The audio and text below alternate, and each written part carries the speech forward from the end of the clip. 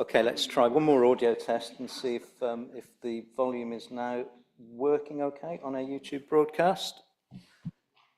Good evening.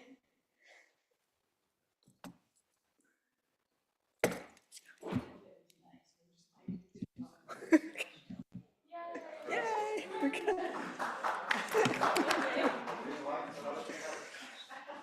Gosh. Okay, as we were, I think if we move on to apologies, we're all, yep. Okay, yes, apologies for absence. Thank you, Madam Mayor. Apologies have been received from Councillors Collier, Cooper, Murray, Round and Hussain. Thank you. Thank you. And if we move on to agenda item 2, do we have any declarations of interest this evening? Yeah, Councillor Ali. Thank you, Mayor. I hold a licence in the city, taxi licence in the city. Okay, thank you. Any further? No? Yes. Councillor Hussain, yes. Thank you, Madam Mayor. Sam, I had all the taxi lessons in Worcester cities.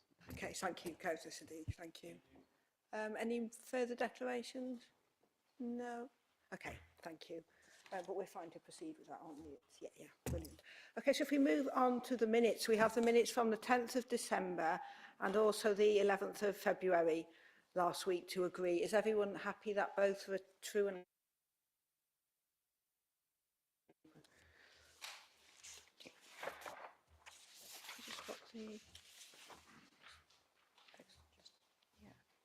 Yes. So if anyone's not got any comments, are we agreed? Yeah. Okay, cool. Thank you. Right, next, we move on to agenda item 4, and it's Mayor's communications. I would first like to talk about the Holocaust Memorial Day, and thank you for those who joined the event in January, and also thank you to everyone who came to the civic service on the 26th of January. It was quite cold, but the rain did actually stop, so it was okay. Yeah, and also to mention, obviously we have the charity banquet coming up, and tickets are still available, and it's on the 28th of March, and it's Pride and Prejudice themed, but dressing up isn't obligatory, so please, if you can, please come and support. Also to mention, we have coming up the spring concert, and this will be on the Friday the 4th of April, and that's where the Worcester Concert Brass come and they do their annual fundraiser for us. And also, I think finally, just to mention, obviously we have refreshments again, so once the meeting's over, you're all more than welcome to please do come and join me. Thank you. So next, agenda item 5, public participation. So we do, yeah, so we just have Councillor Lucy Hodgson, Chair of Warndon Parish Council. And Lucy, as you know, you're given 5 minutes to speak. Thank you. Thank you. The Local Government Boundary Commission carried out an electoral review of Worcester and Worcestershire, including Warndon villages, and the County Council review concluded in November 2024. And as part of the Worcestershire County Council review, Warndon Parish Council adopted the following principles. That is, as a result of the changes in the county division boundaries and work to be co-conterminosity with the parish boundary, and the divisional name was to change to Warndon villages. Warndon Parish Council had concluded that in the interests of consistency with the above adopted principles, it would make sense to change the parish name from Warndon Parish to Warndon Villages Parish Council. And in its newsletter in early 2024, the Parish Council set out the rationale to change the parish name from Warndon Parish to Warndon Parish, Warndon Villages Parish Council, and in the absence of any evidence to the contrary, we felt that it was accepted by the residents.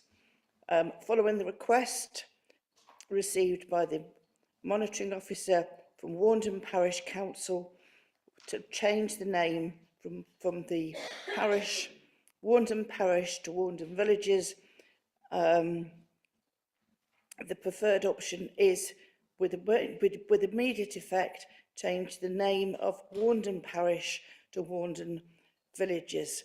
Furthermore, for the monitoring officer, in respect of the implementation of this decision, to discharge any further responsibilities which are the function of the council. And at our meeting on the 6th of January, Warndon Parish Council resolved to change its name from Warndon Parish to Warndon Villages. And following this meeting, on the 17th of January, the City Council's monitoring officer received a written request from Warndon Parish Council requesting that Worcester City Council starts the formal process of changing the parish name in accordance with Section 75 of the Local Government Act 1972.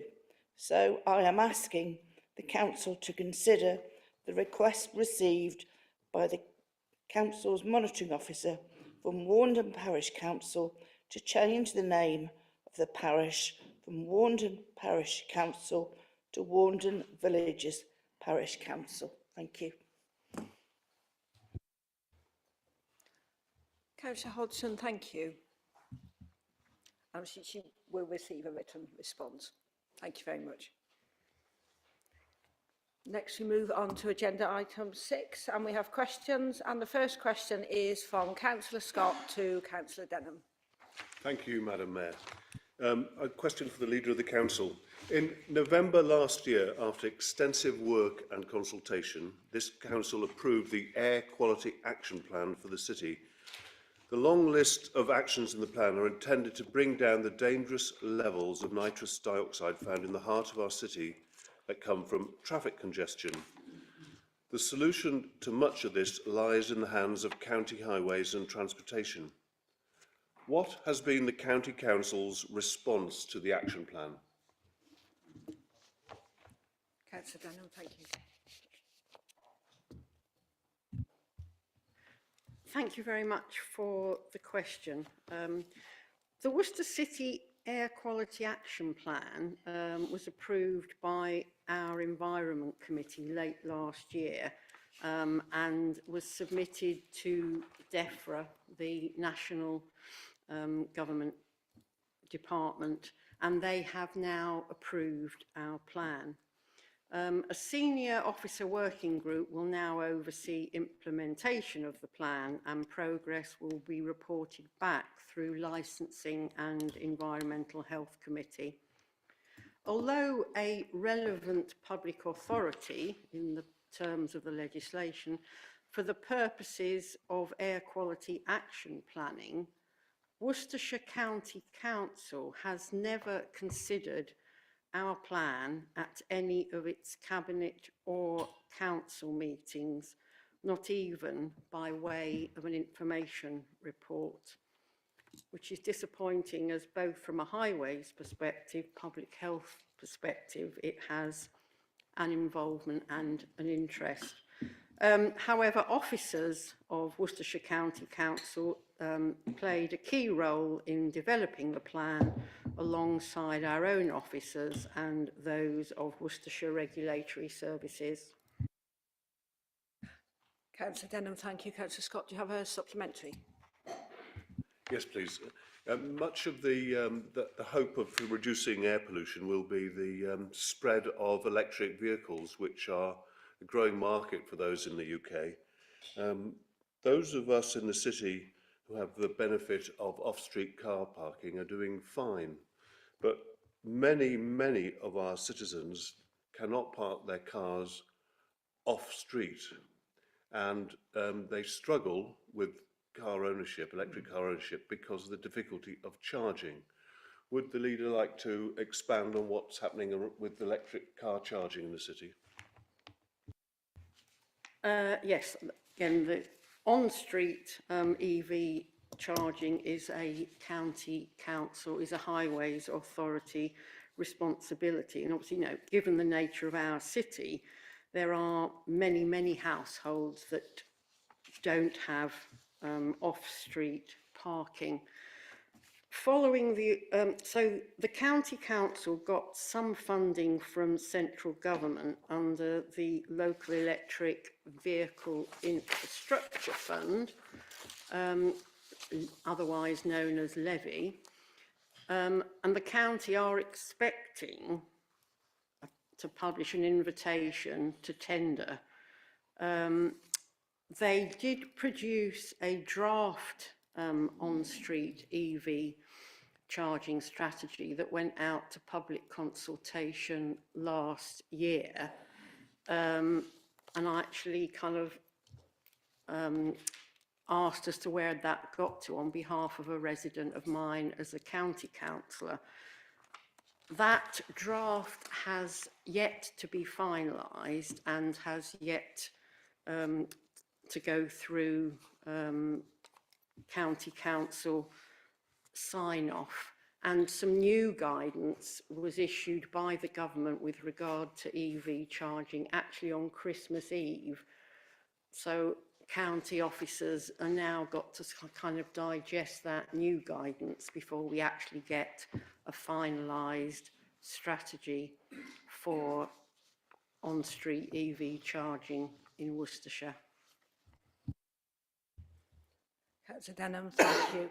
And next we have a question from Councillor Amos for Councillor Denham. Thank you, Councillor Amos. Thank you, Madam Mayor. To ask the Leader of the Council if she will set up a review of how best to address the growing problem of unauthorised and selfish parking and, inter alia, revise the concentration of resources away from the city centre car parks to other parts of the city which deserve more attention, and where the consequences of unauthorised parking can be serious, extremely inconvenient and dangerous. The resources of the City Council are obviously at the disposal of the whole of the city. The Council's parking and enforcement team are able to deal with a range of parking contraventions across the city where there is a breach of a traffic regulation order. However, I guess we're all aware that there is often inconsiderate parking, and if that is where there actually is not a TRO in place, it's only the police who can deal with dangerous parking. Our civil enforcement officers work flexibly, adjusting their working pattern and areas covered based on information received through reports and complaints from residents, businesses and members on a risk-based approach, I think it's probably fair to say. The team are now mobile and active very much outside of the city centre every day through use of a priority car. This also means that officers can be redeployed to any area of the city relatively quickly if there's an urgent matter. Councillor Denham, thank you. Councillor Amos, do you have a supplementary? Yes, thank you, Madam Mayor. Can I thank the Leader for her answer? And at this point, can I also thank Gareth James at Parking Enforcement for his invariably prompt and positive responses to my numerous inquiries about parking issues. But to Leader of the Council, if I could just follow that up, would she agree with me that the principal function of parking enforcement is to keep the traffic flowing and that making money out of it is subsidiary? I'm currently dealing with 7 cases of selfish and dangerous parking. It's a huge issue. Putting yellow lines down, putting up flashing school warning lights, as I have done, are very important, but the real presence of traffic wardens being there is essential. Will she see how the very successful CCTV enforcement camera van that I set up some years ago as a pilot can be expanded I often see it sitting in the car park out there. It's very reassuring to see it there and being used. And will she also ensure that areas such as Bedwardine get their fair and necessary share of attention and resources? Councillor Amos, if I may, I think it sounded as though we had several questions there, and it is just one supplementary. Do you have a preference as to which you would like responded? Thank you. Yes, Madam Mayor, the last one. Thank you, Councillor Let's Denham. see if you can work that out, because there was a semicolon in the middle, so it's a long last one. To be absolutely honest, I'm at a loss at what it is I'm supposed to be answering or agreeing with. Just say yes.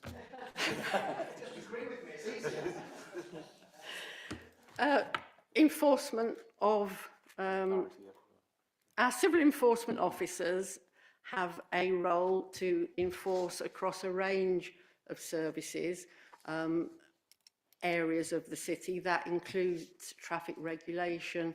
It also includes the public space protection orders and other features. As you say, I also am very grateful to Gareth James. I think he manages his team and their resources to the best of his abilities. I think it's also worth saying, because this is you've given me the opener to say so, that because we are a city, and actually, you know, we ask of our civil enforcement officers to work far longer hours and more flexibly. You know, we have a nighttime economy, and you know, traffic enforcement and parking issues in conjunction with that is a really important part of what we do. Councillor Denham, thank you. And next we have agenda item 7, but we have no notices of motion, so I will move straight on to agenda item 8. Obviously, this is a report from the relevant committee on matters which are referred to council for decision.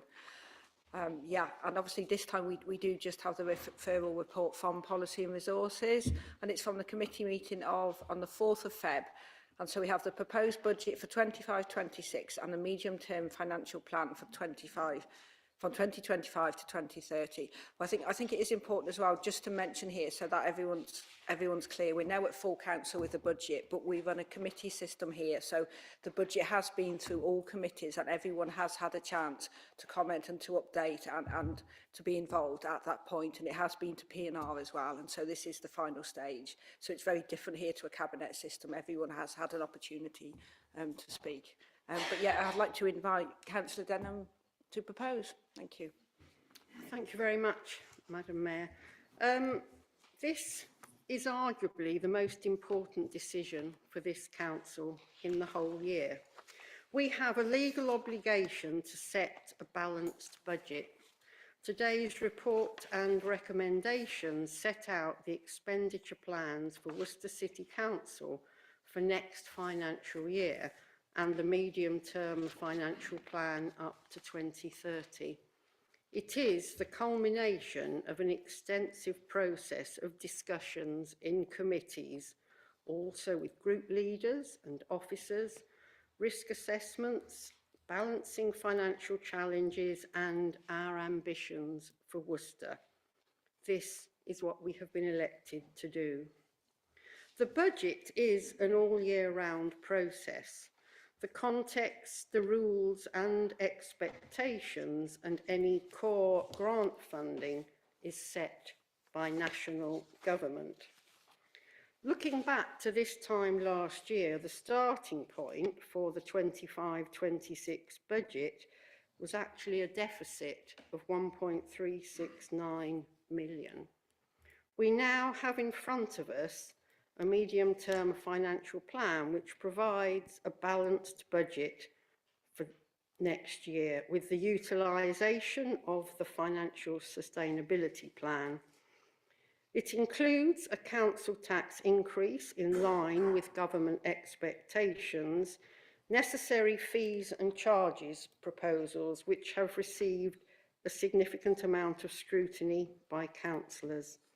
It provides the basis for an ambitious capital programme and, very importantly, it does not draw on the use of our reserves. Since the autumn budget, the national budget on the 30th of October, the budget from Britain's first female Chancellor of the Exchequer, and indeed before, our committees have been considering the delivery of this year's financial plan and making decisions to influence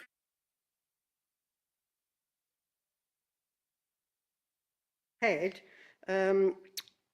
In November, on the 4th of November, they looked at the Gellyveld Park splash pad and the play plan. In November, Environment Committee looked at the budget for 25-26, the city plan projects within its remit and the Gull work programme. Community Committee did the same in November, including the proposed fees for 2025 for our leisure centres. Every committee meeting since has carefully scrutinised the finances of this council and considered the financial implications of every policy and project decision that has been taken. I want to say a huge thank you to officers for positively enabling everything that councillors have wanted to do and to bring us to this balanced position. The proposals in front of you this evening have been subjected to detailed overview and scrutiny by the P&R committees of the January the 22nd and February the 4th. And whilst we're fully aware that we need to continue to make savings in future years, the budget report includes a positive statement from the Interim Director of Finance and Resources, which states that estimates which form the basis of the budget are deemed to be prudent and robust, and the proposals are deliverable for 25-26. How we use council taxpayers' money is the most important decision that councillors make about our priorities for Worcester. The funding from national government to local councils has been massively reduced since I was first elected as a city councillor in 2012. There is no longer enough money to do all the things that we have to do or that Worcester residents would like us to do. I am proud that unlike other councils, Worcester still has a public swimming pool, museums, green flag parks, and a variety of cultural events and festivals throughout the year. It's important to the Labour administration that Worcester City Council is a good employer that pays the real living wage, that we have a funded discretionary welfare assistance scheme, that we tackle poor landlords and help vulnerable people at risk of homelessness, as well as taking action on climate change. I commend this budget to colleagues. Councillor Denham, thank you. And we have Councillor Riaz to second. Thank you. Yes, Madam Mayor, can I formally second it and reserve my right to speak to the end? Thank you. And do we have any speakers? Councillor Pingree. Thank you. Thank you, Mayor. While I really appreciate the time and effort that's been put into this budget from officers and obviously through all the committees, I have real concerns about this budget because I still think it leaves many questions unanswered. Mainly that we have a gap of £970,000 in the budget, which is supposedly covered by our financial sustainability plan. In our financial sustainability plan, I can see that we're taking some money from some of the grants, the one-time grants that we've been given by the government, some of which is about £300,000 from the homelessness prevention grant, some of which is 396,000 or so funds from the UK SPF.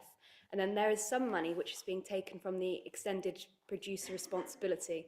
But as far as I can see, that extended producer responsibility doesn't actually cover the amount that it's going to cost us to make the changes we need to make to separate paper and cardboard collection and the changes we need to make to separate food waste collection. So we can't really take any of the money from there.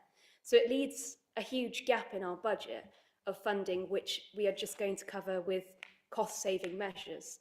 And it's not entirely clear in this budget where those cost-saving measures, the additional cost-saving measures, are going to come from. I guess really the question I'm asking is who's going to be made redundant in the next year? When will we know? And because these grants that we've been given cover our finances for 1 year, when is local government actually going to be funded properly from our national government? I can't support this budget with all of these questions still in my mind. Thank you. Councillor Pingree, thank you. And next have Councillor Mays. Thank you, Madam Mayor. I repeat the thank you to officers and group leaders and members for all the hard work that's gone into this budget to get to this point. While I am not willing to vote for the budget, that should no way minimise the dedication and effort that has gone into creating it from everybody present. Like Councillor Pingree, I have concerns about the financial sustainability plan because there is little detail on how we will achieve financial sustainability. Some of the gap will be closed using UKSBF grant funding, and some of it will come from cuts, rationalisations and improved efficiency. But without any information on exactly what cuts, rationalisations and efficiencies there will be, I can't explain to the residents of St Stephen whether I support them or not. Now, the leader posted a list of things to be grateful for in 2024 on Facebook on New Year, including the quote, "No more austerity, an end to destruction of our public services," end quote. The reality is that statement is not reflected in this budget. I've heard it said many times that we are an ambitious council, and it is right that we should be. But nothing puts the brakes on ambitions like insufficient funding. Our core spending power is not rising. We have £160,000 in unfunded increased employers' national insurance contributions that the government has not funding us for. We have £1 million reduction in UK SPF funding and likely none in future years. Our recovery and funding floor grants will fall by hundreds of thousands in each of the coming years. Everyone here knows that this council could, if suitably funded, be the catalyst for local growth. We could support Worcester Bosch investing in producing heat pumps in Worcester. We could build social housing for the thousands of residents on waiting lists. We could run extensive retrofit programmes to insulate homes, cutting energy bills and making residents warmer. We could install solar panels on the homes of the fuel poor, lifting a third out of poverty. Instead of funding this council properly, the Labour government is distracted to the tune of billions of pounds by magic solutions like green hydrogen, small modular nuclear reactors and carbon capture and storage. Ideas that have not been proven on a commercial scale anywhere in the world. And this means that austerity is alive and well in Worcester. It is our most vulnerable residents who will pay the price. And for these reasons, I can't support this budget. Councillor Mace, thank you. Councillor Lawrenson.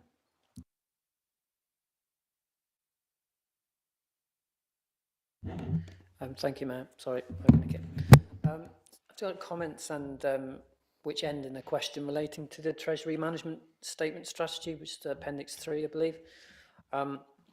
So just quoting from page 11 of the Treasury Management Statement Strategy, it says that when investing in banks and funds, the Council will prioritise banks that are signatories to the UN Principles for Responsible Banking. One of the banks listed on page 11 is Barclays. According to Palestine Solidarity Campaign, Barclays holds over £2 billion in shares and provides £6.1 billion in loans and underwriting to 9 companies whose weapons, components and military technology are being used by Israel in its attacks on Palestinians. By providing investment and financial services to these arms companies, Barclays is facilitating the provision of weapons and technology for Israel's attacks on Palestinians. In addition, Barclays has an agreement with Israel to act as a, quote, primary dealer for its government bonds.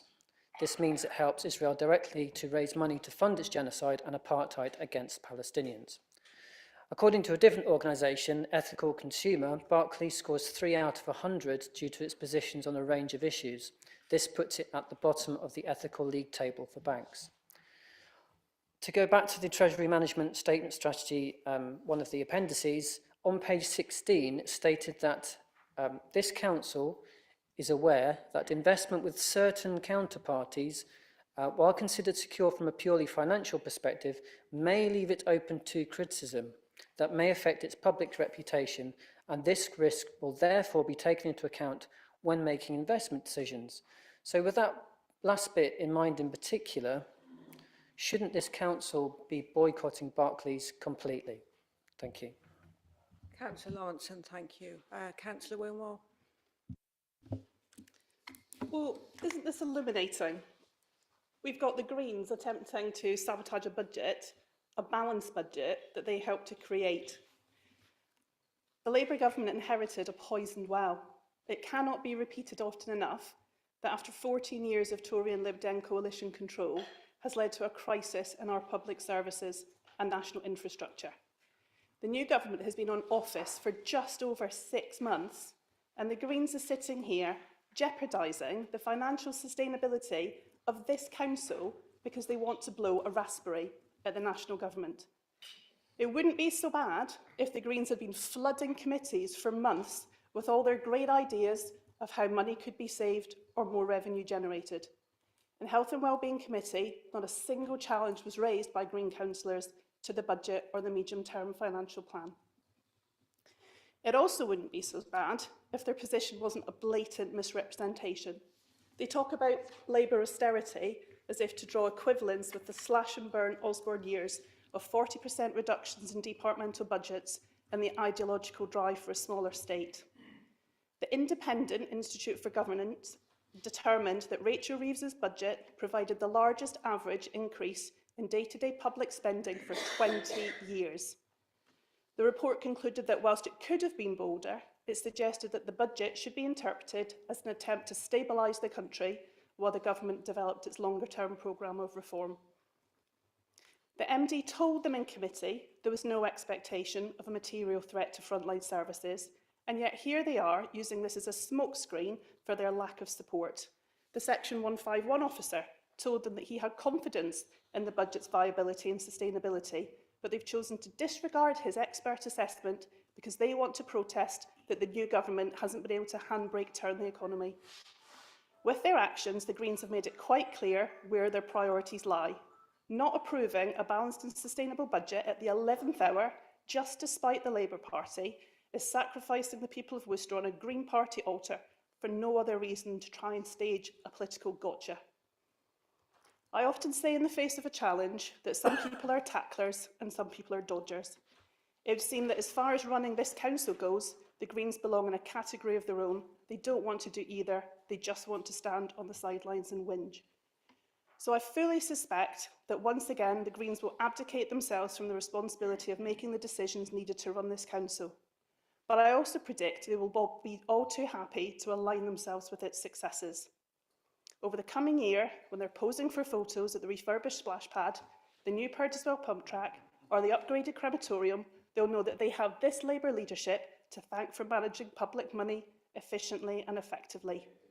The irony of them lapping up plaudits when they spend their community funds that they're not even supporting by dissociating themselves from this budget will be lost on no one, and their rank hypocrisy will be laid bare for everyone to see. The proverb, the higher the monkey climbs, the more he reveals, is an apt one here. In failing to support the budget they helped create and bringing virtually no other alternatives or suggestions to the table, they've exposed themselves for what they are, a party unable to govern and unable to lead. Councillor Wilmore, thank you. Councillor Kimberley. Thank you, Madam Mayor. I think what I'd like to say actually to colleagues across the chamber is thank you. Thank you for articulating the accomplishments of this Labour administration and the national government, which, faced with an historic, unprecedented challenge, faced with difficult finances and limited resources, have come together and have been able to deliver a balanced budget for Worcester, a balanced budget for Westminster, despite those significant challenges. That on top of the recent national figures showing that 2 million more NHS appointments have already been delivered well ahead of their deadline to do so in the first year of being elected. Now, I hear your questions, I hear your concerns, I hear your worries. It's a difficult time, but I am firmly of the belief that it's best to bring forward suggestions and ideas, not merely questions. If I don't have a suggestion to offer, I try to keep my mouth shut. I know that that's a very rare thing. But colleagues opposite want this budget to pass. I feel quite confident. To do otherwise would be most uncomfortable. It would lead to a very long evening in this chamber. It would lead to significant wrangling. And should we fail to pass a budget, this city council's lights would go out and Worcester would be without all of those services that local people value. It is vital that we pass this budget, and I feel confident that colleagues opposite would not be expressing such reservations or preparing not to vote for it if they could not count on us here to pass it anyway. I want to ask if colleagues opposite will have the courage to vote with what they want to happen, which is for our city services to remain funded, to remain operational. In other cities where Greens once held the majority, they have needed Labour assistance to pass a budget. Here they won't need that. They've got Labour administration. But I think we can see why it is a good thing that Worcester returned a Labour near majority at the City Council at the last election. Thank you. Councillor Kimberley, thank you. And Councillor Norfolk? Thank you, Madam Mayor. Of course, I'm pleased to see economic development play such an important role in the budget that we have in front of us this evening rather. Wishing my life back. I'd like to thank officers as well for all their hard work in preparing the budget over the last few months and sitting through committees, listening to our suggestions and whatever else. I would just like to say how pleased I am that the PED budget went through PED committee with no objections whatsoever from colleagues across the path there. We had to make some difficult decisions, but that's life after 14 years of Conservative penury. Thank you, Madam Mayor. Councillor Norfolk, thank you. Do we have any other speakers? Councillor Holmes, thank you. Thank you, Madam Mayor. Yes, this is not a pleasant a budget that anybody would like to deal with, but it's a budget that we're dealing with based on the funding that we have. Setting aside national levels of government, we need to respond to our citizens, and we need to respond to the trust that they've put in us to keep our council viable when others are going bankrupt. Oh, well, they can't go bankrupt, as you know, as Sal will probably immediately tell me. I've been very impressed with Sal and Cathy, who have taken over the roles of the financial responsibility here, and they have sat us down and they have gone through with all the group leaders and the deputy group leaders and the corporate leadership team. We sat and discussed what budgets we had, what monies we had, and what decisions we could make. We are having to form our cloth and form the best budget we can, so I shall be supporting it. Councillor Holmes, thank you. Councillor Jagger. Thank you very much, Madam Mayor. This is a very difficult budget, and we know that there are some very tough choices. When we first started this municipal year, we, as Liberal Democrats, we had to make a decision as to whether we supported a Labour leadership or we supported the joint leadership that we had in previous councils. We made a decision. We wanted clear accountability, and we wanted people to know who was responsible and supported a Labour leadership. As a result, we want people to know whether this is a Labour budget or a Green Lib Dem budget. And our group was divided as to whether or not we should support it. And in order to honor those divisions within our group, I will be abstaining on the budget today. And I think it is right that as the Labour leadership is the majority in the group, this can be seen by the public as a Labour budget, despite the fact that we have collaborated and we've worked together to arrive to this point. It is important for the people of Worcester to know that there is clear accountability. We have a Labour government and a Labour-led council, and that is the right thing to do. Councillor Jagger, thank you. Councillor Desira, thank you. Thank you, Mayor. I just wanted to say a fairly small point, but a very positive one, an important one, I feel. In the previous sitting council, we increased the coverage of the HMO licensing to cover the entire city. And to do that, we then have had to maintain the budget, which we have done to make sure that those inspections can be carried out for the whole city. I just think that's a particularly important one to call out within the ward I represent. Certainly, we have greatly valued the contribution from the officers in doing those inspections. Thank you. Thank you. Do we have Councillor Louis? Councillor Stephen? Sorry. Thank you. I think it's important to say that that this budget has been discussed at length at a number of different committee meetings and also at P&R, and it has been discussed at great length. In most of those meetings, we were expecting at some point to be given the information in the public domain about what the cuts were going to be. It never became apparent, and those, despite asking for this information, never really came through. If we don't know what we're going to be cutting, I find it very difficult to vote for this particular budget. And I think we are in very difficult times. And it's clear that we have not got enough money from central government. It's also very well known that there was a budget deficit of around about £900,000. Now, that has not been solved in a structurally sound way to actually correct the budget. It's been found by one-off funds from things like UK Shared Prosperity Fund.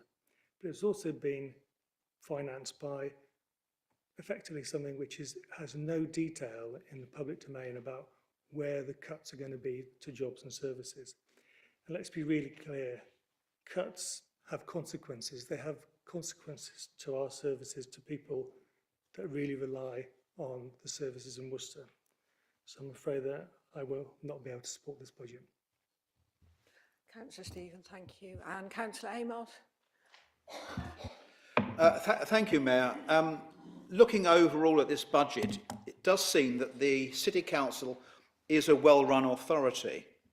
Its council tax increase of 2.9% stands proud to the County Council's 5%, even though that authority is bankrupt. And the over 5% for the police and whose recent inspection found that there were areas which required improvement.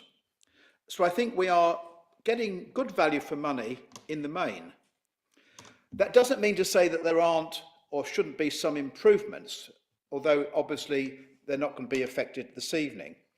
I always judge a budget by how well it addresses the principal concerns of what residents want and expect from their council and their councillors. The fundamental function of the council is to keep our streets clean.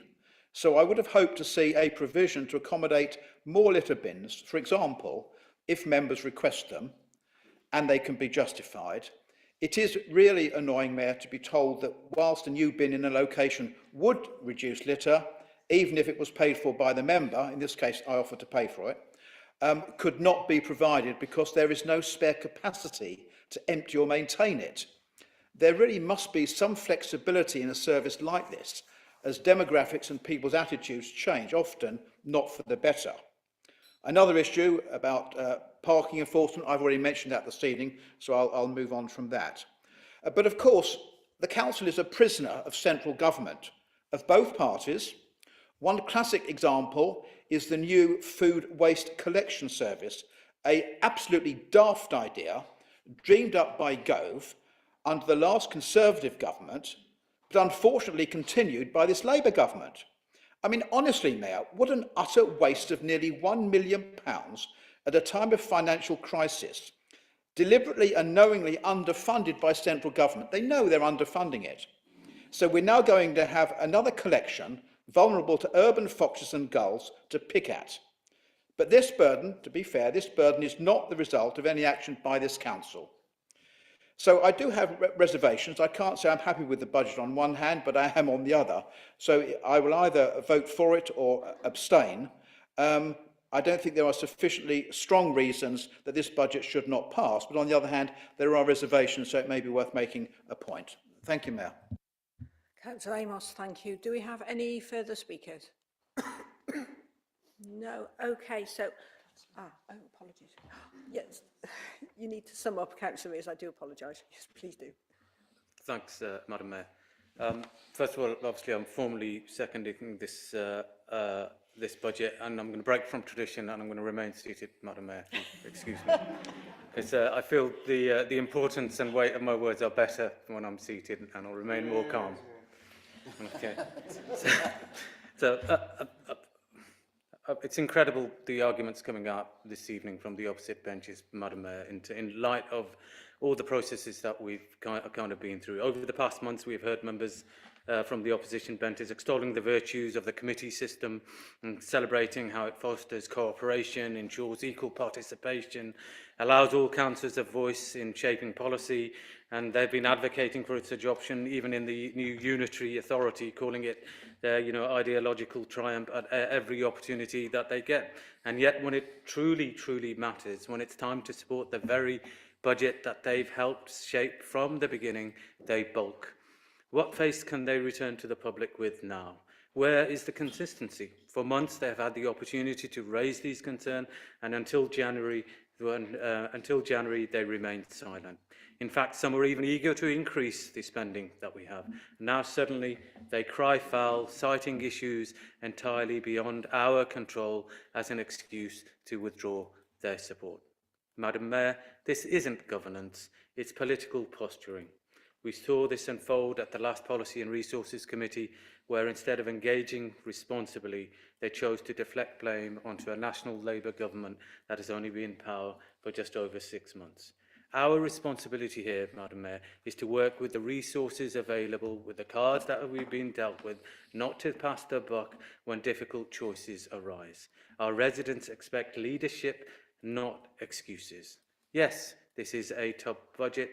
Despite the challenges, we have protected frontline services. Our Managing Director has assured us that no visible cuts to these essential services will be encountered. I am grateful to have set a Labour budget that reflects the cards we have been dealt with, and I take this responsibility seriously. We were elected by our residents to make these difficult choices, and that is exactly what we are doing. I have done so in good faith, in collaboration with all of my colleagues across the chamber, with no ill intent, malice or hidden agenda, only clear and honest intention of reaching an agreement to set this budget. Yet tonight, I really do feel betrayed, Madam Mayor. This experience has made me think twice about working with the Green Party in future. Time and time again, the Greens have proven to be unreliable partners. They present themselves as cooperative, but when it's time to stand firm, they retreat. If this council were a business, their indecisiveness would lead to its financial ruin. And that's the honest truth. They lack the resolve to make the tough decisions, preferring instead to wash their hands of responsibility while attempting to take credit for successes they refuse to support. So I ask, what is the point of the committee system if certain members refuse to back the budget they've helped craft? Would it not be better to return to a Labour and Cabinet model if this is how they intend to operate? And let's be clear, by abstaining, they forfeit the right to claim any positive outcomes of this Labour budget. They cannot later boast about the successes they refuse to endorse, and I will remind them of that if they do not support this budget tonight at every turn. At a recent headlines on homelessness in the public domain, where vicious attacks on our officers from opposite parties were both unfair and unfounded. This Labour government has increased support to the tune of 1.18 million allocated to homelessness services, an increase of 200,000 from the previous settlement. And our city is recognised as one of the best providers of homelessness services in this country, in this county and country. We operate at a gold standard, a shining example of compassion and effective intervention. Visibility does not equate to an escalating crisis. It ensures accountability and continued focus on solutions. Our officers work tirelessly and they deserve the recognition, not baseless criticism. And meanwhile, yesterday's announcement of 2.3 million in cultural funding for Worcester is a significant victory, one that will help secure Scala project, drive the tourism needed, create jobs and enhance our cultural landscape. Without this investment, difficult compromises would have been necessary. I have to say to my colleagues across the table, do not make a mockery of yourselves tonight. You have been part of this process from day one, in good faith, under the committee system which you so promote. The financial settlements for central government have been clear for months. A sudden politically motivated U-turn will expose you as the party of protest, not leadership. True leadership means standing up for the decisions that you have helped shape when they are difficult. Next year is going to prove that point. I urge you not to shrink from your responsibility. Support this budget. Thank you. Councillor Riaz, thank you. And now we will move to the vote, and I propose we vote.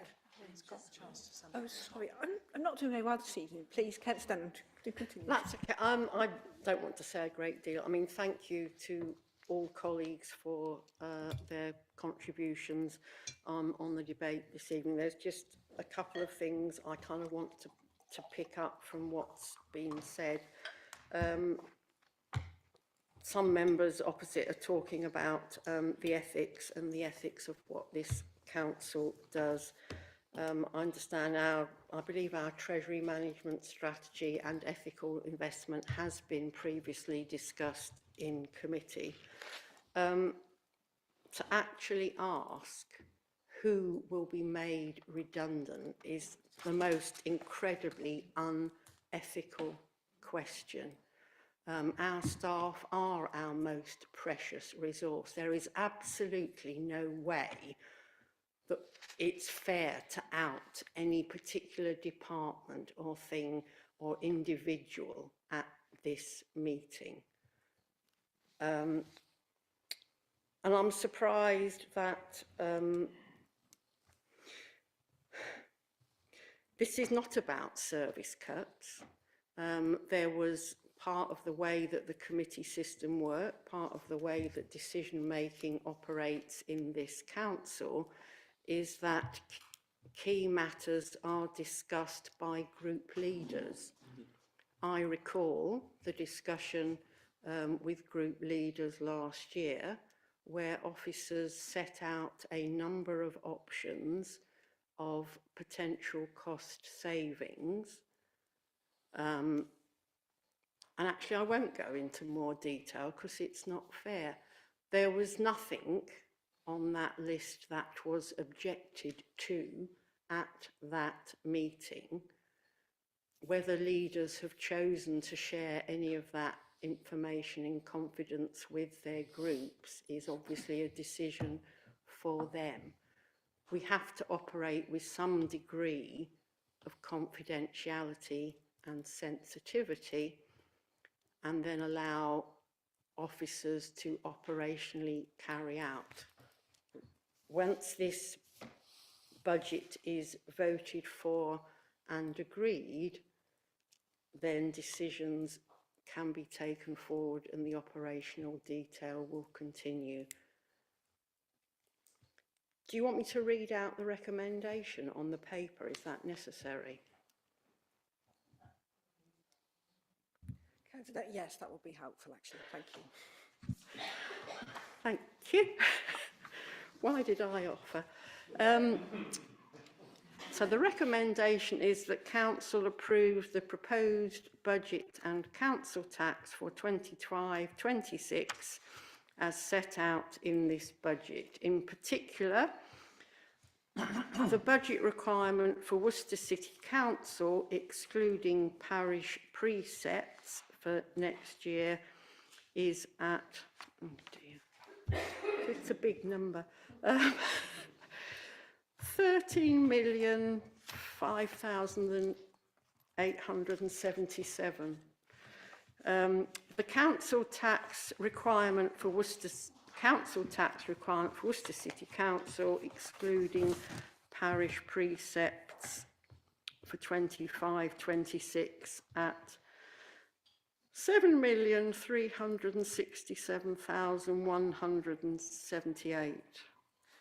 I should have practiced this. And the Band D council tax for Worcester City Council, excluding parish precepts, be set at £219.45.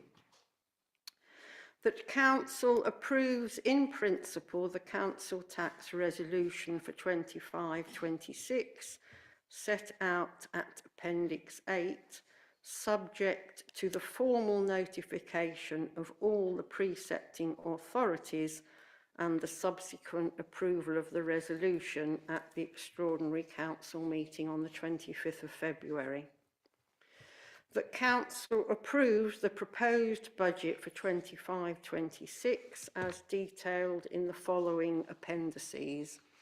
The summary budget for 25-26 as set out at Appendix 1, the detailed budget as set out in the budget book at Appendix 2, the Treasury Management Strategy Statement as set out in Appendix 3, the Pay Policy Statement as set out in Appendix 4, the detailed fees and charges as set out in Appendix 5 and Appendix 5A.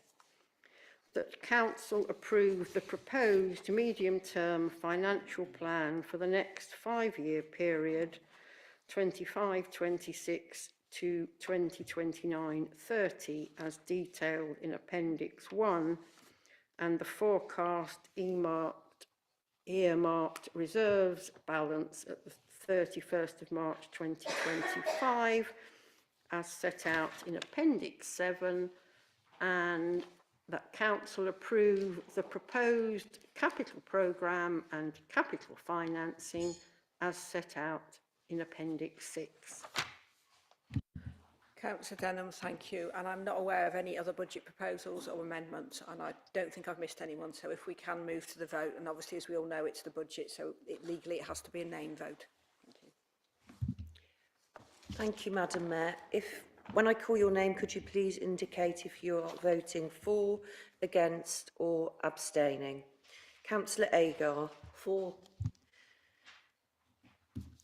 Councillor Ali. For. Councillor Alcott. For. Councillor Amos. Abstain. Councillor Barnes. For. Councillor Cockerham. Abstain. Councillor Cookson. Councillor Cross. Abstain. Councillor Denham. For. Councillor Disara. For. Councillor Gregson. For. Councillor Holmes. For.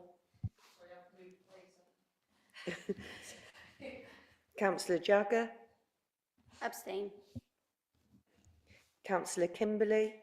For. Councillor Kinnersley. Abstain. Councillor Lamb. Councillor Lawrenson. Abstain. Councillor Lewing. Against. Councillor Mace. Against. Councillor Norfolk. For. Councillor Pingree. Against. Councillor Riaz. For. Councillor Rudge. For. Councillor Atif. For. Councillor Scott. For. Councillor Smith. For. Councillor Sobchik.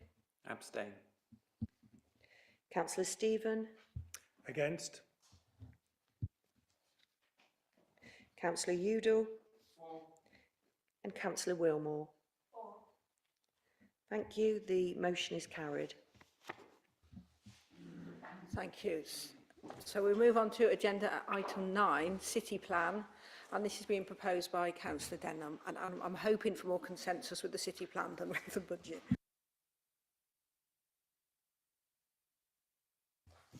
Shuffle papers to get to the right place. It's an enormous shame that we had problems with the sound at the beginning of our meeting, because I wanted to say a huge thanks to Jatinder Loyal, the Mayor's chaplain for this evening, because actually he introduced this item for us perfectly. I'm very, very grateful for that. Since the plan has been published, well, the old plan, so we had a 5-year plan that was initiated in 2022 and was potentially still live. But a great deal has kind of happened since then. There have been a number of changes to the social, economic and political environment, and a huge change in the political makeup and leadership of this council. The plan is about our ambitions for the city.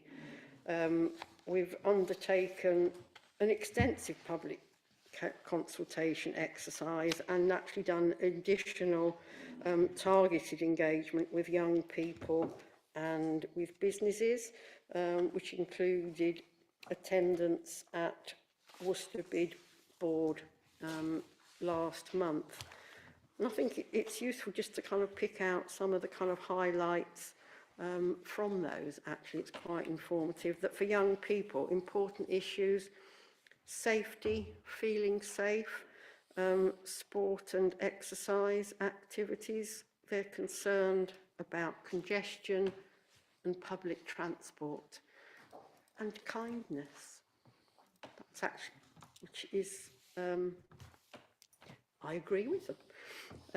The businesses, amongst many other things, flagged up, recognising Worcester is an attractive city to live and work. And I think we absolutely underestimate that. We are very lucky to live here, and because it is an attractive city, we are able to attract people who want to come and work here, who want to come and live here, who want to set up businesses here.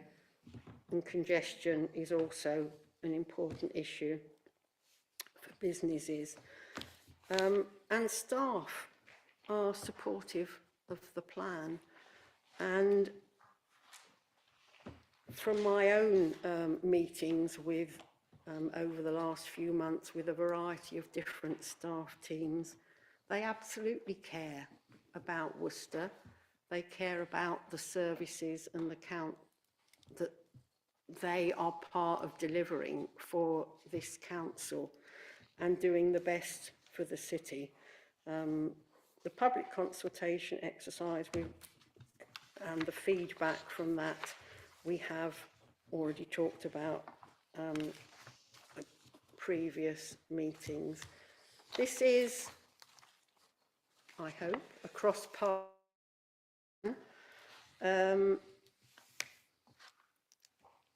and in fact, you know, the values and ambitions within it, I think, were kind of well reflected in our debate last week at the extraordinary council meeting on devolution. It's clear how important this plan is, the core ambitions and the values within it. I don't want to kind of go into, others may want to pick out particular details, but just to do the heading, you know, a city where everyone can prosper, a resilient and sustainable city, strong and engaged communities, an attractive heritage city with a vibrant modern culture, a healthy and active city. We want to deliver this plan. I want to deliver this plan for Worcester. We don't want to compromise on what Worcester people want. We may be constrained by our resources that are available to us, and we are looking to our partners and other organisations to support and help us in delivering this city plan. Thank you. Councillor Denham, thank you. And we have Councillor Holmes to second. Yeah, thank you, Mayor. I'm very pleased to report that officers, particularly Shane Flynn and David Sutton, have taken a great deal of care to ensure that all councillors have been able to contribute to this city plan. And they have also contacted business owners, the public, and specially arranged youth focus groups at the heart of Worcestershire and the college and the university. This city plan truly reflects a new collaborative approach of the members of the different political persuasions elected in 2024 to run this city.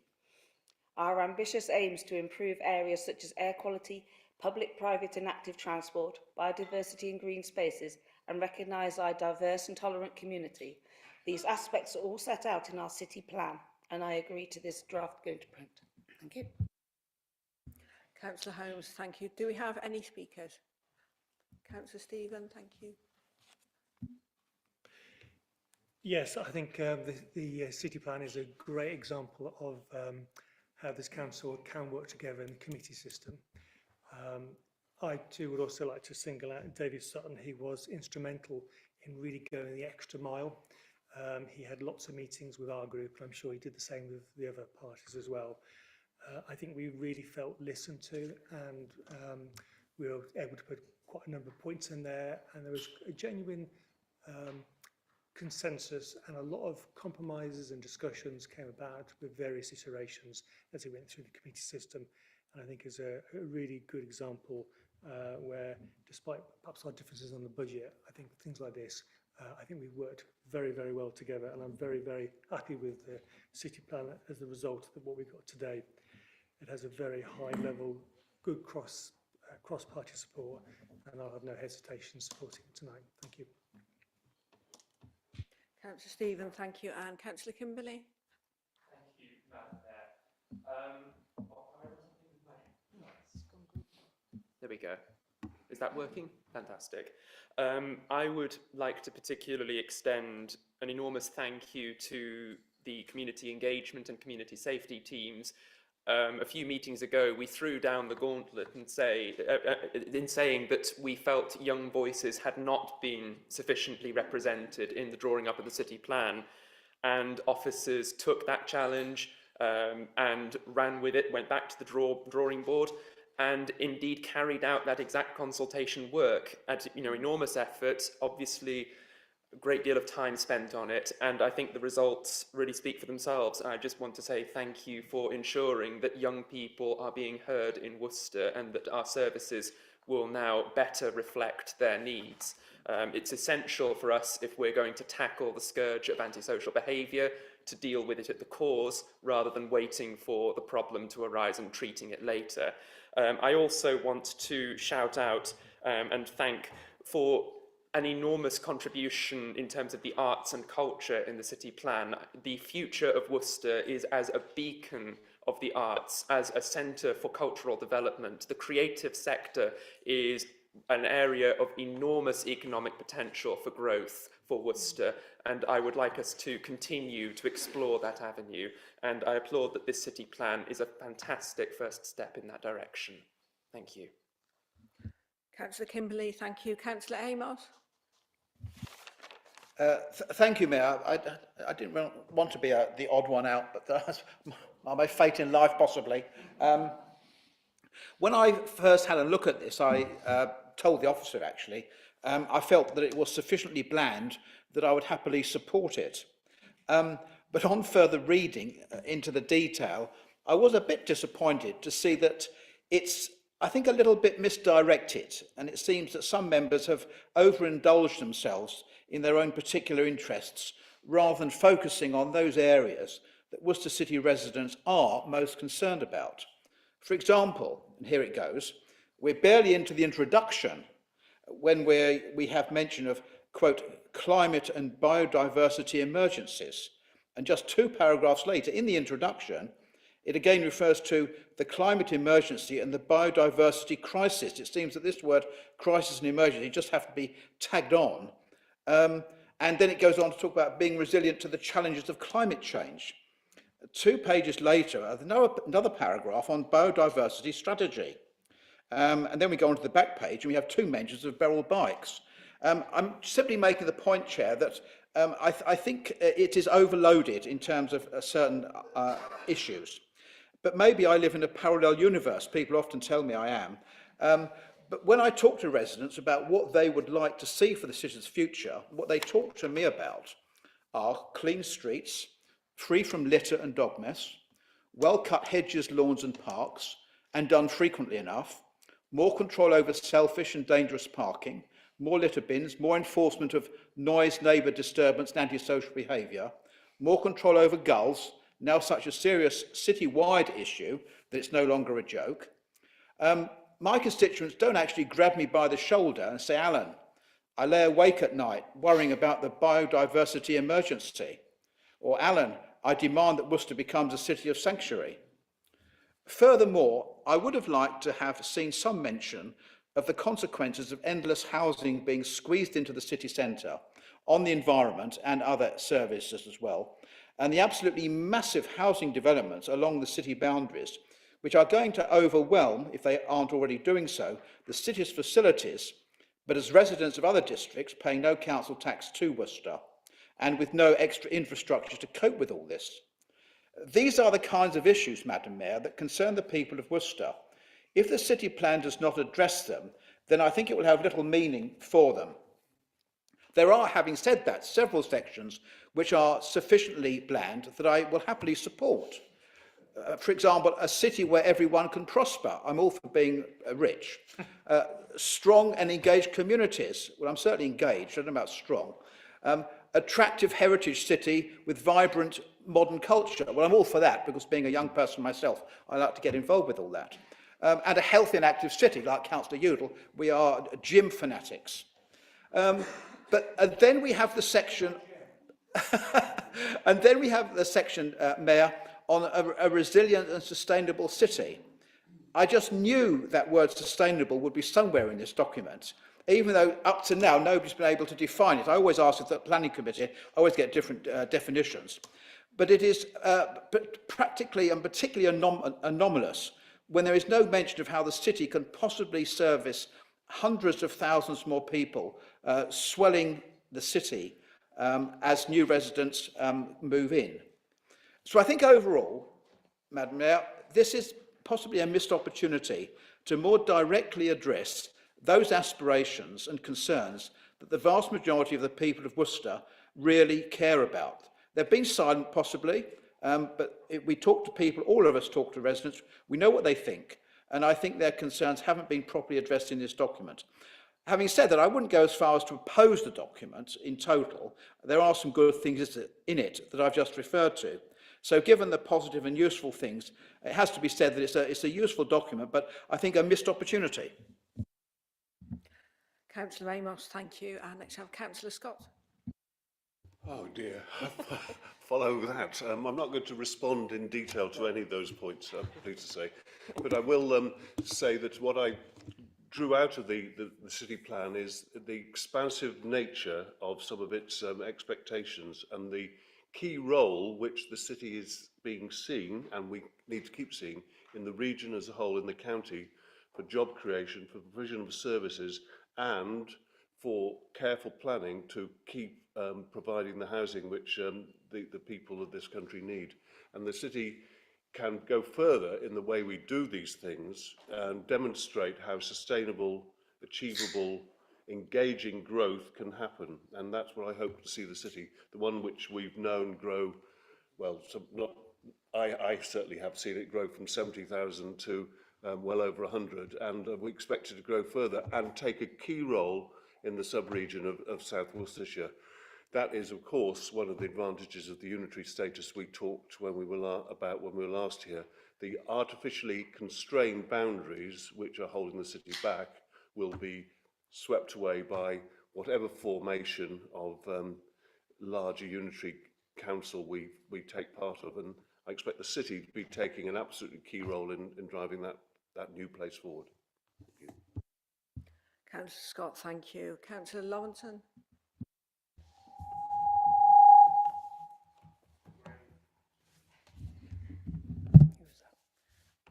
Thank you, Mayor. Firstly, I'd like to thank the sustainability team for their huge amount of work on the city plan. For about the 900th time in my 13 years, I'm going to make a comment in response to something that Councillor Amos has said. First things first, a livable climate isn't a nice to have. I have 2 children and I want them to have a happy future. It's why I'm a councillor. Their future will be extremely bleak if we don't deal with the very real climate and biodiversity crises. Worcester is a lovely city, as Councillor Denham said. and one which is more and more affected by flooding, which can be attributed to climate breakdown. So, you know, I'm really proud of the city plan, particularly because of the emphasis it places on the crises that we need to face. And the city plan is part of that effort to deal with these crises. So please, can we stop with the climate change denial? It's 2025, for goodness sake. Thank you. Councillor Lawson, thank you. And Councillor Agar, please. Thank you. There is so much to commend in this plan. I really can't go through it again, and I don't want to repeat what others have said. I don't like to take issue with you, Councillor Amos, you know I don't, but really, as a member of the Planning Committee, you do know that the government requires us to pay attention to biodiversity and the net gain. So it's got to be in there, whether you like it or not, it's got to be there. And so many of us really are pleased to see it, I think. The only other small point I would like to make is in the strong and engaged communities section, I'm so pleased to see the section on support for our veterans in line with our covenant obligations, which, you know, I was so pleased and delighted really that this council supports and continues to support, and I know that our officers do a great deal of work to make that a reality. Thank you. Councillor Agar, thank you. Councillor Pingree. Thank you, Mayor. I think this is a fantastic plan for the city, but I just wanted to weirdly say thank you to Councillor Amos for highlighting how many fantastic things there are in the plan for the environment, for sustainability. And yeah, it's really good of you to do that. And you're wondering where some of those ideas for those, you know, some of those ideas have come from. Well, they probably come from all of the young people that we've consulted on this plan. Only last week it was Go Green Week at the university, and obviously they care so much about sustainability. I was at the community forum today where sustainability was a huge part of it because the young people really do care about it. It really is their future that they are invested in and that we should also be invested in. And they're not going to have a successful future if we don't think about our environment, if we don't make sustainable plans. So yeah, thank you for highlighting that, Councillor Amos. Thank you. Councillor Pingree, thank you. And Councillor Mate. Thank you. I just wanted to say thank you first to all the officers and members who've engaged in it, and also build on something Councillor Scott said about, I think the plan is a vital thing for guiding us forward as we develop the city, and I hope it will be respected and continued by any replacement body that replaces the City Council, and any future council continues to develop specific plans for Worcester, so that we can make sure that we're developing the city in the right way. Thank you. Councillor Mace, thank you. Councillor Rudge. Thank you, Mayor.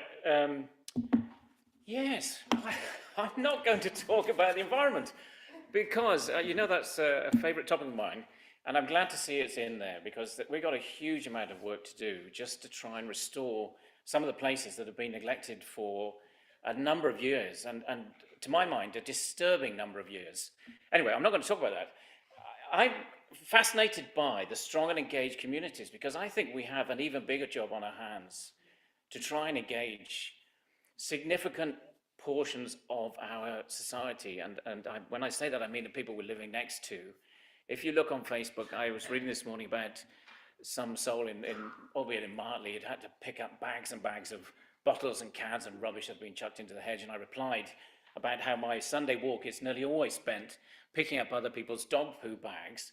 And when you post those things, you see a significant number of people who clearly don't engage and or take pride. And it says here, shared ownership and pride in their environment. And we have to be honest, for some reason, whatever reasons, we have a significant number of people who don't take pride in their city. And I think as a city council, we've got a hell of a lot of work on our hands to try and change that. Slowly, slowly, slowly, slowly. We've all got to do it together. It's got to be a combined effort. We've got to, first of all, understand some of the problems. Why is it that some people don't feel engaged and feel it's okay to chuck litter around? How many groups across all political parties do litter picking? All of us. No matter where we live, we do litter picking. Most of us. and it's worrying to me. It's because there seems to be somehow something that's missing that people don't get or fully understand, or don't somehow feel fully engaged. And whether it's young people, whether it's the youth, I met a couple today who were distraught, almost in tears, about some youths who'd been catapulting animals in our local area. And she was almost in tears. She said, I can't believe how people can behave like that. So we have to recognise that this strong and engaged communities, for me, is a massive issue. And we've got a really, really long way to go. And somehow I think we need to spend some time with sort of unpicking what the problems are before we find some strategies. Thank you.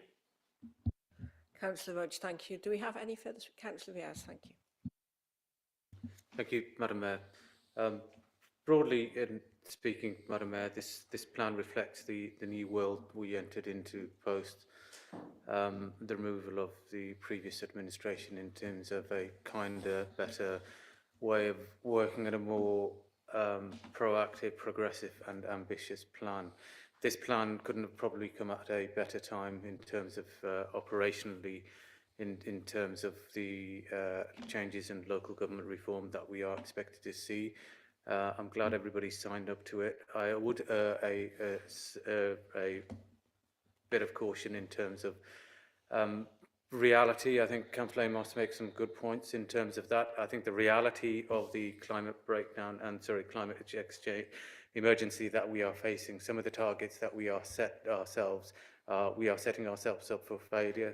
The realistic situation is we are not going to achieve some of those targets, and I think that the public expectation should know that we are not going to be able to. These are levels of ambitions we want to achieve. We are not going to get that, but I am worried about obviously some of the effects that may have on the poorest in our society, in our wards. The relentless pursuit of this climate agenda can have a negative effect on the poorest in our society in terms of what they're expected to do. So I urge some caution in terms of pursuing it relentlessly, and be mindful of the poorest in our society, in our areas of deprived communities that can't keep up to pace and can't modify, can't upgrade, can't do all the necessary things that are going to cost thousands and thousands of pounds. Those that will be left behind, they'll be poorer for it, and they'll suffer the results of that. So just bearing in mind in terms of the plan of what we're trying to achieve here, which is noble, which is really, really good in terms of actually the reality of it is we are expecting severe amounts of flood. We are experiencing severe amounts of flooding. Our biodiversity is declining. There's absolutely no denying that. The reality is some of the measures that we may input may significantly impact the poorest in our society. They'll not be able to keep up. Overall, the plan, I'm absolutely happy with it. I'm glad group leaders have had massive input into it, and we've worked closely with officers in terms of that, and that actually a broad range of people have consulted into it. So I will be supporting it. Thank you. Councillor Riaz, thank you. Councillor Lewin, thank you. Thank you, Mayor. I wasn't going to say anything, but because of what you've just said, Councillor Riaz, I'm afraid I'm going to have to. In the city plan, we recognise that many of our houses in this city are not insulated well. I have residents who have come to me saying they are in very cold, damp houses which they cannot afford to heat. They are choosing between heating and eating. They also can't afford to run a car, but were very disappointed when the cap fee for buses went up by 50% to £3. They also say to me that train travel is so expensive and couldn't believe it, that actually people flying is cheaper than trains. To say that our plan is discriminating against people who are in poverty, we are looking at things in here, raising housing standards to include insulation. This is such a core thing to do, and I wish the government would do more about it. I'm really sorry that Councillor Riaz has said what he said. I really thought you were on board with the climate emergency, and to hear you not say that, it's very disappointing. Councillor Lewin, thank Madam you. Mayor, I've been named, so I'd like to respond to that, please. I think I've been unequivocal, Madam Mayor, in terms of realising that the climate emergency exists. So I'm not a climate denier. I absolutely know it exists, and I absolutely know the devastating impact that it's had not only in this city but across the world in terms of my native homeland, in terms of Pakistan and India, in terms of what's happening up there. Absolutely deny it. The reality of the situation is, and it's our administration here that have been pushing up for standards in housing improvements through the HMO schemes, mandatory, through the stocks conditioning survey, through the improvement schemes that we've been running. So we're on board with that. The reality is some of the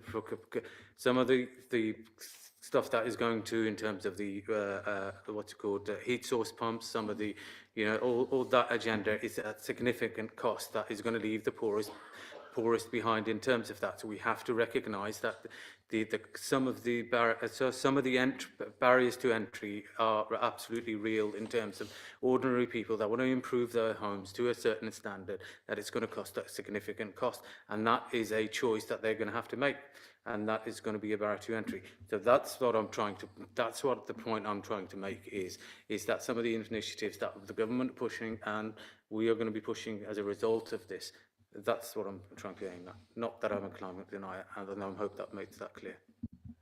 Councillor Riaz, thank you. Councillor Cochrane. Thank you, Madam Mayor. I want to speak in support of the city plan. I think it is always difficult to put together something that is aspirational but achievable, and I think that the work that's been done together across the political spectrum and with officers has achieved that. I would like to also speak on the issue Councillor Rudge mentioned of engagement, particularly of our young people, and I think one of the things of this plan which is helpful in that regard is that none of it is written in Latin. So thank you to our officers for not writing it in Latin. I say that as in jest, but I wonder if, well, the other thing I notice is that not only is it not written in Latin, but it doesn't mention the key feature of Worcester being the faithfulness to the monarchy. It doesn't seem to be written in there anywhere, which I think perhaps that indicates that we should be looking at asking our young people, the next generation, to look at our city motto and make it more relevant to them so that they can have that pride in their city. Councillor Cochrane, thank you. Any further speakers? Councillor Jagger, thank you. Thank you, Madam Mayor. I'll be very brief. There's one thing in this plan that I'm very excited about, and I just wanted to highlight it. Thing that is important for us as Liberal Democrats is the adding of the proactive approach to attracting business in economic development for the city, and I'm really keen to look forward to see how that works in real practice. Councillor Jagger, thank you. Any further speakers? No. Okay, if we move to the vote, all those in favour?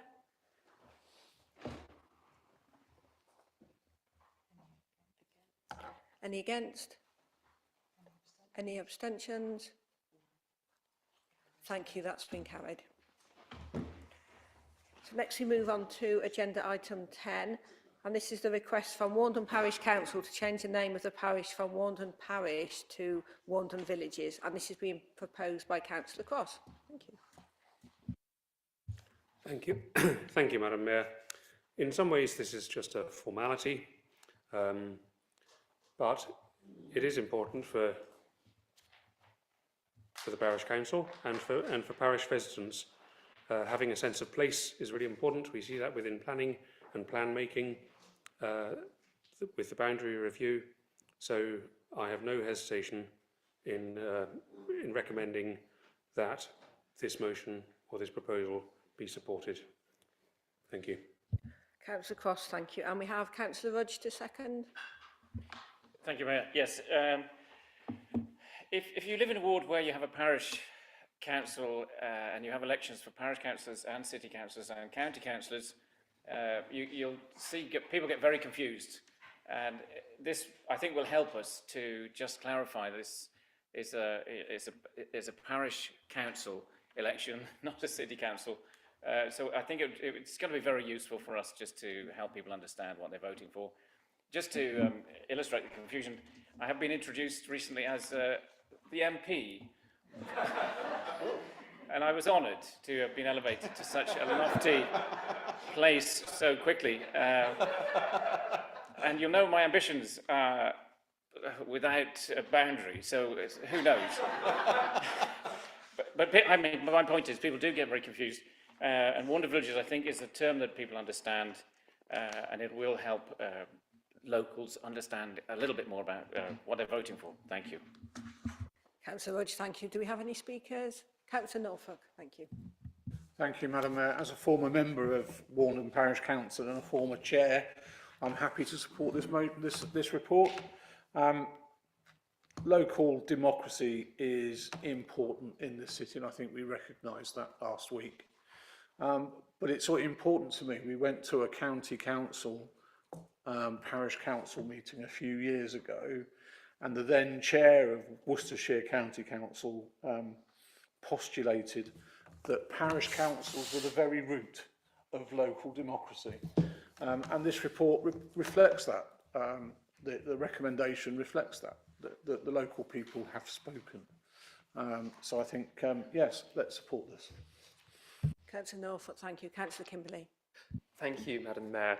As a former Warndon Parish Councillor myself, I feel like I would be derelict in my ongoing duty to that body to not say some words in favour of the renaming the area. My life has been very much spent across the boundaries between the villages and Warndon, the older part of it. And there is endless confusion when discussing Warndon. Do the villages qualify as part of it? Is Warndon a separate place? There are distinct cultures and different groups of people who would have very strong views on this topic, and I shan't go into all of the details of it tonight, but I shall say I think it will remove a source of great confusion to call Warndon Parish Warndon Villages, which is the name that people living in that area absolutely know it to be. Thank you. Councillor Kimberley, thank you. Any further speakers? Okay, if we move to the vote, all those in favour? Any against? Any abstentions? No. That's carried. That's unanimous. Chair, can I, Madam Mayor, can I just, I'm grateful to an eagle-eyed councillor who's very quickly pointed out to me that there's a rogue semicolon. That's the second time this evening we've talked about semicolons. There's a rogue semicolon in the first resolution. And we are changing the name to Warndon Villages, not Warndon Villages semicolon. Thank you.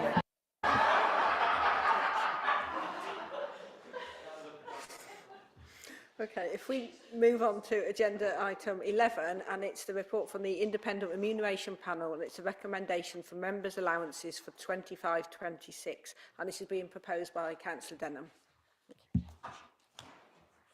Thank you very much, Chair. I'm worried about stray semicolons now. I kind of move an amendment to the recommendation that is on, that was sent out with the original set of papers. So if I kind of read that first, and then I'll move the proposal and speak to it. So the proposal will be to adopt the recommendations of the Independent Remuneration Panel for members' allowances to increase the basic allowance for 2025-26 to £5,826 for the year, but to freeze the special responsibility allowances at the same level as they are in 2024-25. So that's the proposal.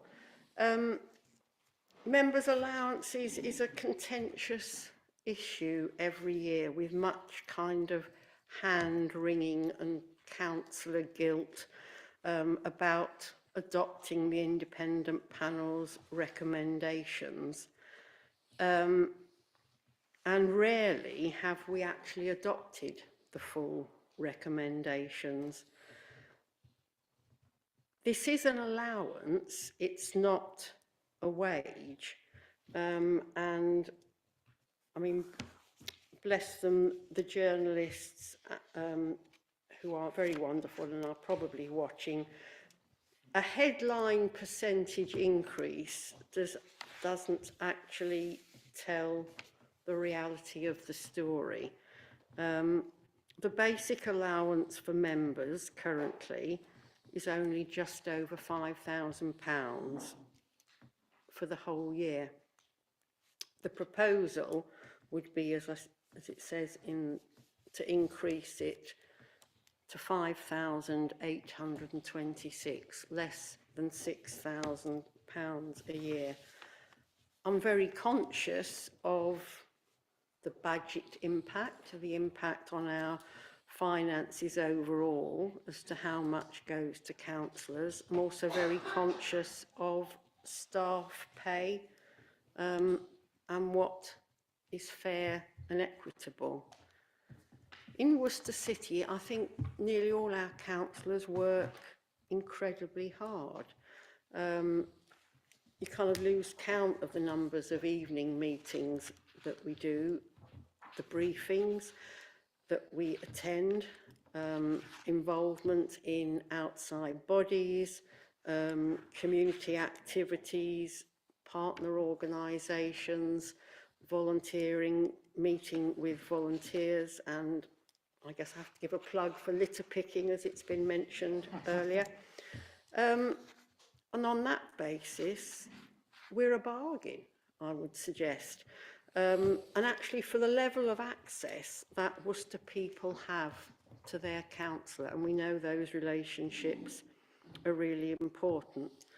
The proposal to freeze the special responsibility allowance is in order to mitigate the budget impact. And it would save, in our overall budget position, £17,278 a year. A small contribution, but an important one, and hopefully is more than just symbolic.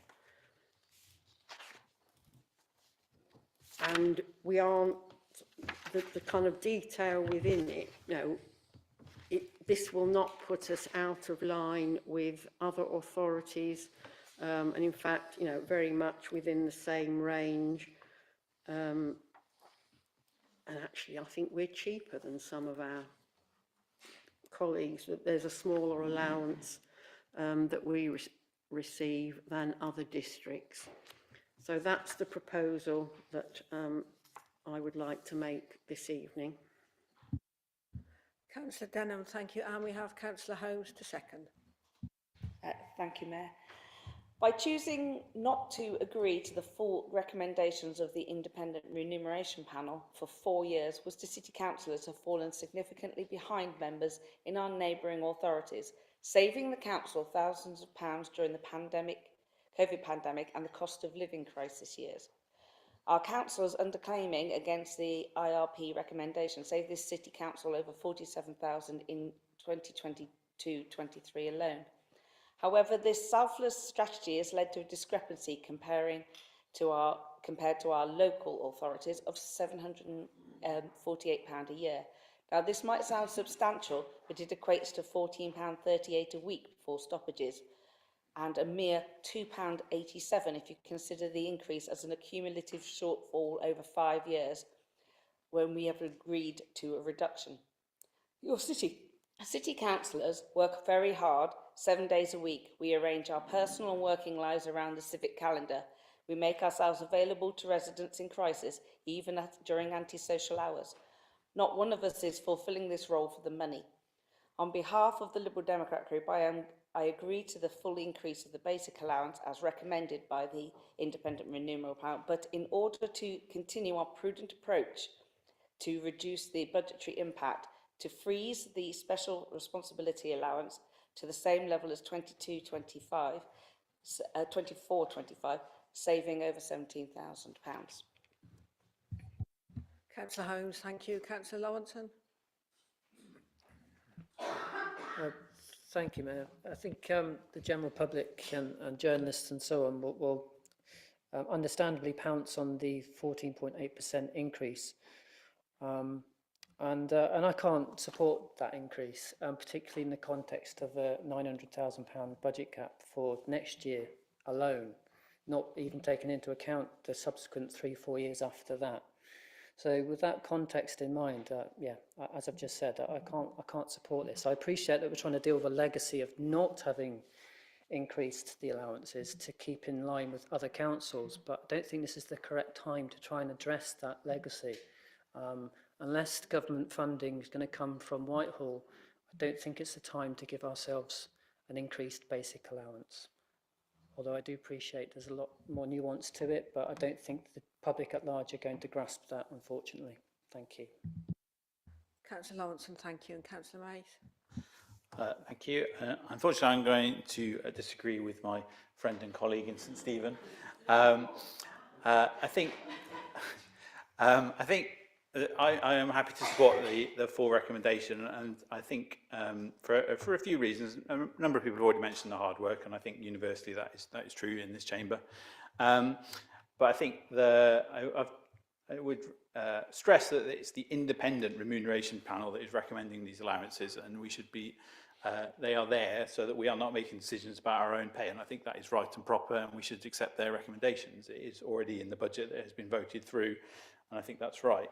And I think the most important thing is, when I've shown people a picture of councillors at civic ceremonies in Worcester, because they find the idea of our funny hats and gowns quite unusual. One of the comments I got from a colleague at work was, "Aren't they young?"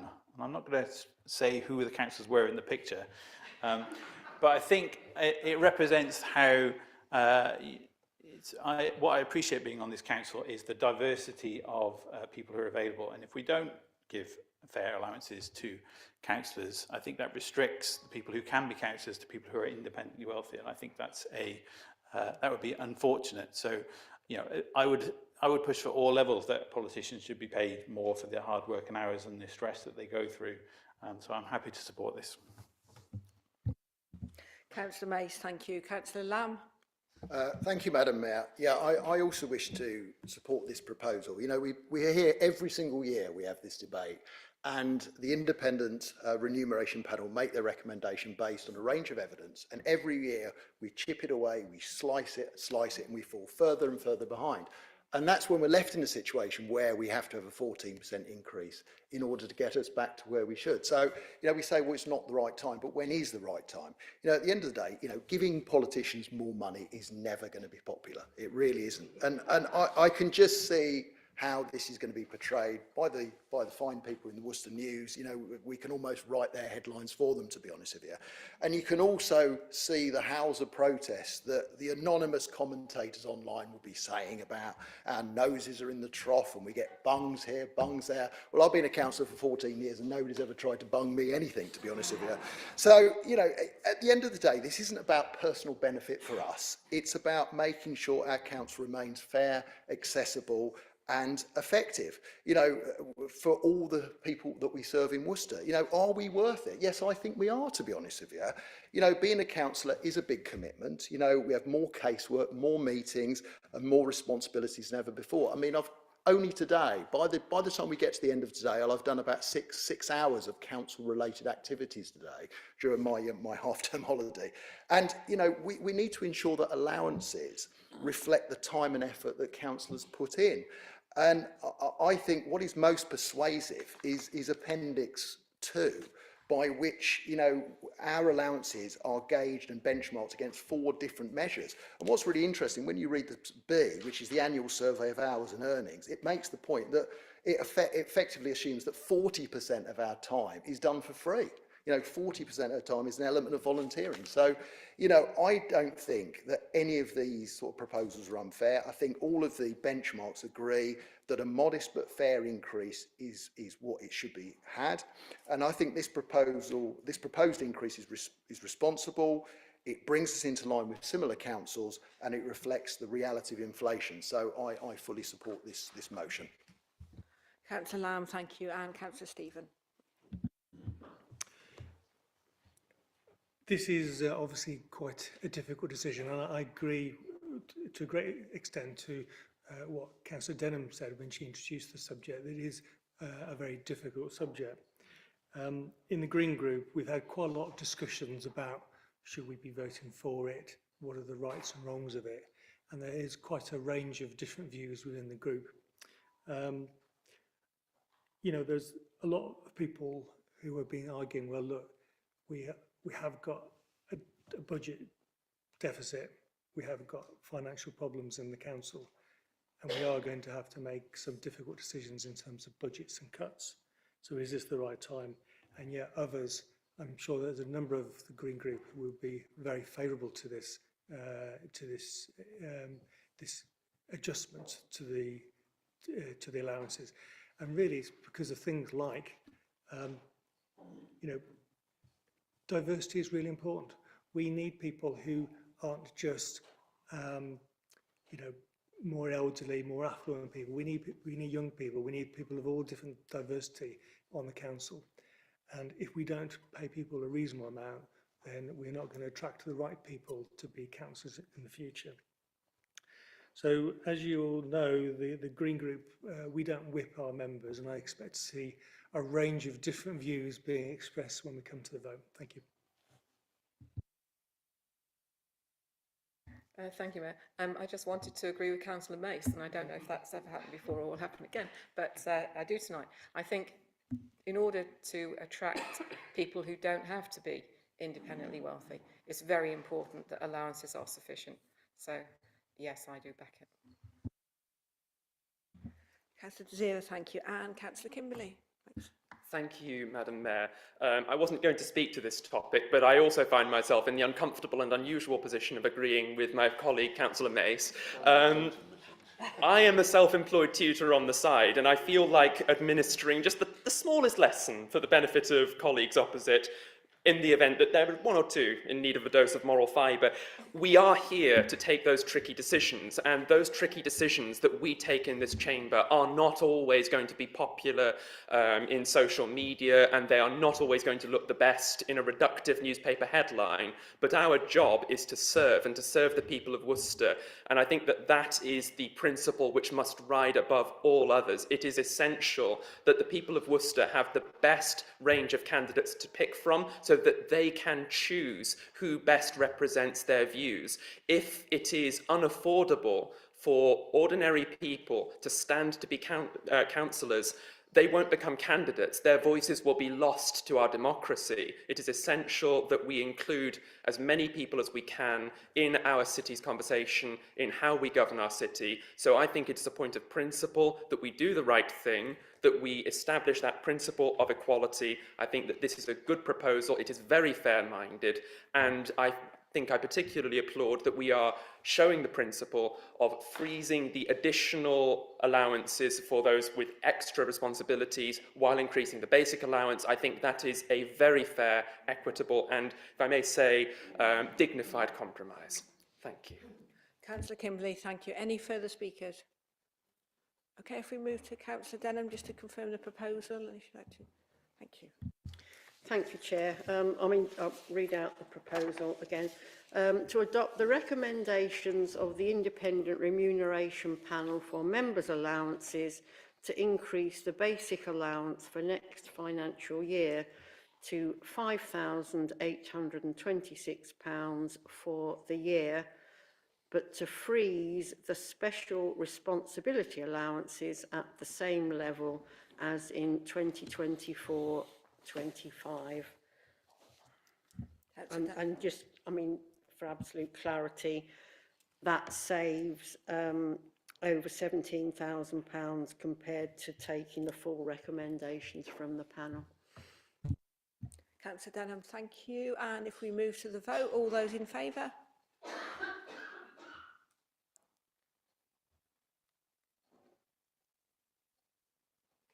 And any against?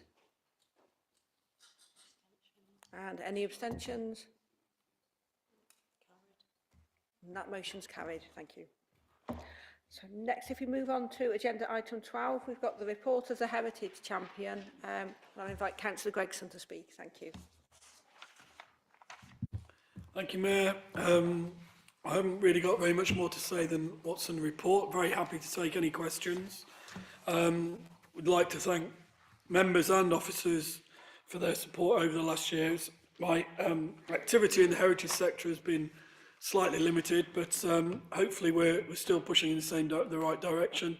A couple of things of concern to me remain, in particular, the fact that we still haven't started a review of conservation areas in the city centre.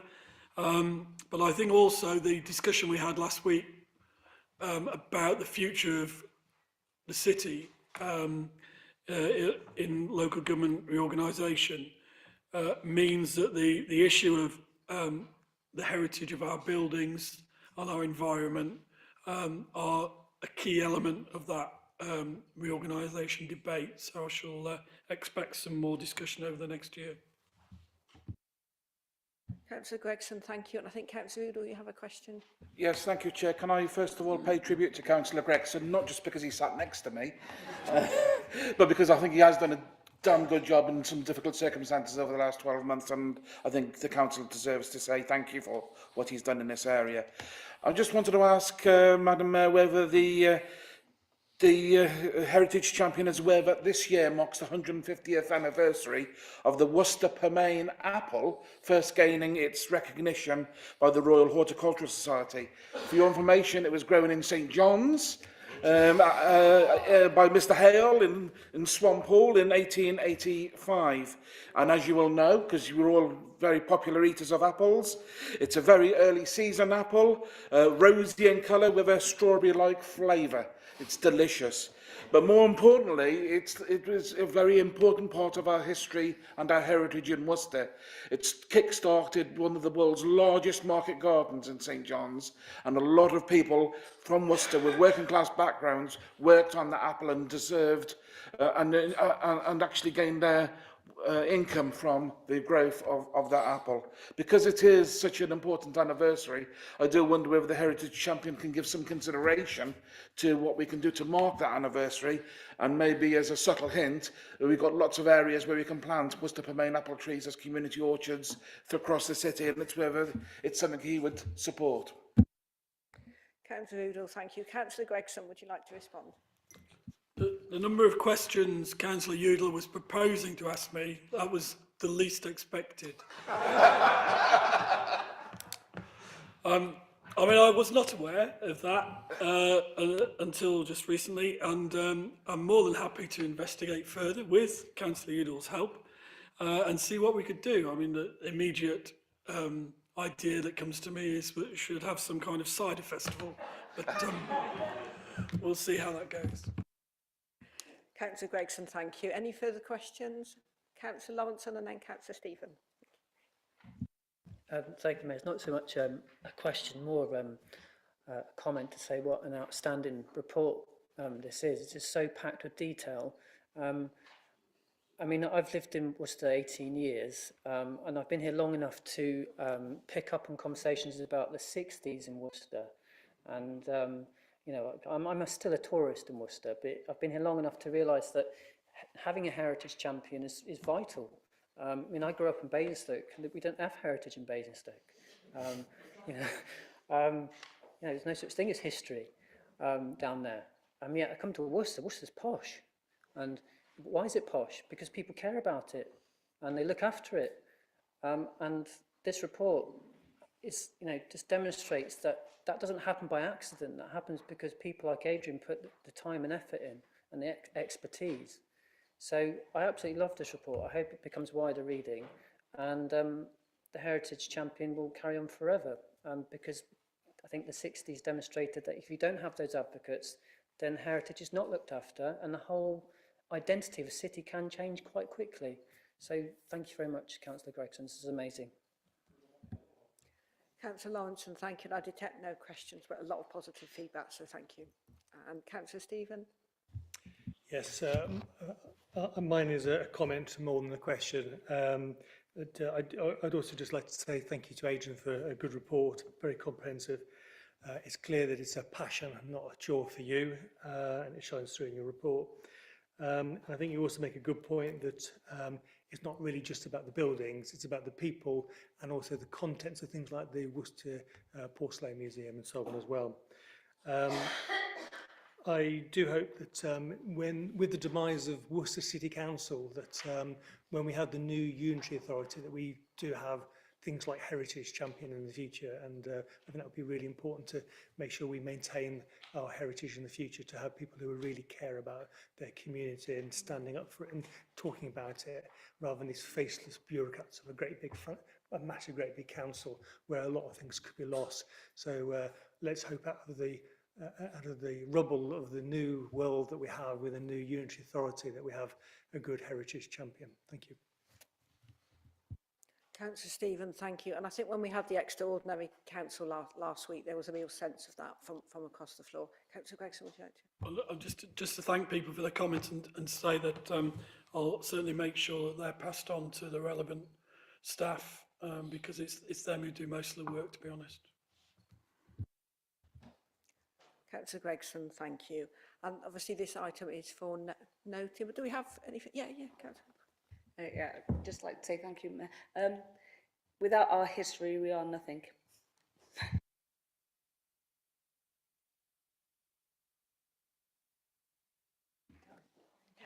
Councillor Holmes, thank you. I think so obviously this report is for noting, so thank you, Councillor Gregson. And we'll move on to item 13, it's report from the Leader of the Council on any matters which they are of the opinion require urgent consideration by the Council. We have none. So if we move on to item 14, any other business, there are no items of any other business. And then item 15, any exempt issues. The only exempt item to consider is item 15. So I think, do we stop filming now? Okay. If anyone would like to speak on that, we need to stop filming, but if not, the matter has been agreed as part of item 8.1. So if everyone's content, I will close the meeting. Thank you all. Thank you.